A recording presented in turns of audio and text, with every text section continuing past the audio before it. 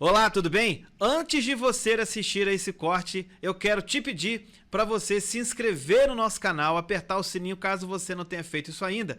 E também para compartilhar o conteúdo aqui do canal da Simples, que tá assim uma bênção.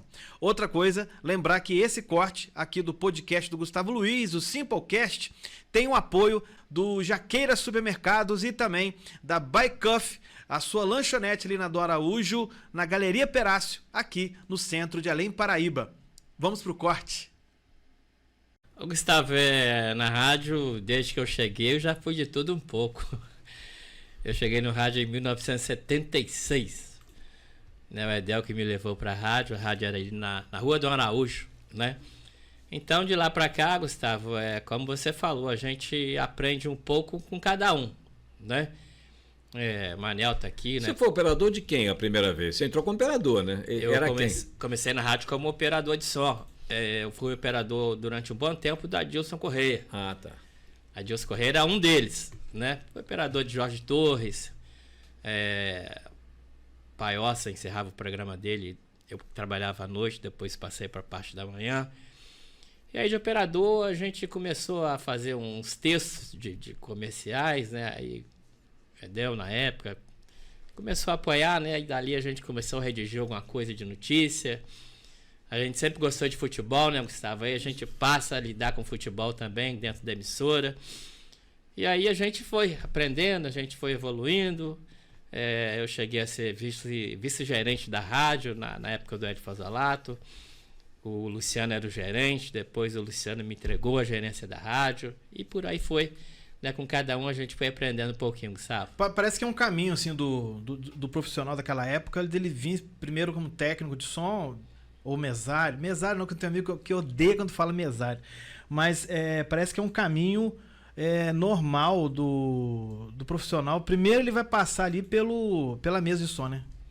Naturalmente, né? Eu comecei assim. Dificilmente você começa como um locutor de rádio, a não ser se você já tenha uma expertise a respeito daquilo. Igual o Manel. O Manel era locutor da HF. Eu gostava muito do rádio desde criança. Eu sempre gostei muito de futebol, o Gustavo. Aí eu ouvia Valdir Amaral, ouvia José Carlos Araújo. José Carlos Araújo. Eu via muito futebol, né? Rádio Globo, né? Valdir Amaral. Valdir Amaral, aquela turma. Então eu sempre gostei muito de rádio, sempre tinha rádio agarrado comigo. E aí, quando foi nesse ano que eu citei aí, em 1976, o Edel namorava a minha prima, a Cirlei. Então o Edel, um determinado dia lá, não tinha nem casado com a Cirlei ainda. Aí me convidou para ir pra rádio, se eu queria. Ele queria fazer uma médica com a sua prima? Não, ele teve comigo, o Zanata, foi semana passada. Ele ainda falou desse jeito aí mesmo, Anel. Assim ele falou: Adel, você vai levar o Reinaldo pra rádio. Ele falou. Assim mesmo que o Adel falou. Pronto. Aí o Adel falou que não teve jeito, não. Eu não ia perder. Não podia perder a namorada, não. Aí o Adel me levou pra lá em 76. E um dos momentos mais tensos, Gustavo, que eu vivi no rádio, rapaz, foi logo que eu entrei pra rádio. Poucos meses depois que eu estava na rádio, não tinha nem ano ainda, não. Era poucos meses depois. Um domingo de tarde, o operador de som da rádio, apareceu lá, a Emilinha Borba. Emilinha Borba era, né, coisa fantástica da época. Cantora do rádio, né? Grande artista da época. Do rádio. Emilinha Borba veio fazer show aí na região, aí, não lembro qual cidade. A Emilinha Borba apareceu lá na rádio com empresários dela e foi lá, gostaria de conhecer a rádio, dar uma entrevista na rádio. Aí eu fiquei, né, com aquela tensão, assustado, liguei pro Edel. Edel, tá acontecendo isso. Fui para outra sala fazer a ligação pro pessoal não me ouvir, os empresários dela ali e ela, né. Aí, Edel, preciso que você venha aqui rápido, Edel. A Emilinha Borba quer dar uma entrevista aqui na rádio. Aí eu, não, Renato, você faz a entrevista aí. Rapaz. Você fez. Foi um dos piores momentos, assim, mais tensos que eu vivi no rádio. Tive que fazer, mano. Tive que inventar lá uma história lá, inventar umas perguntas lá. E fiz a entrevista com a Emilinha Borba. Naturalmente, né, mano?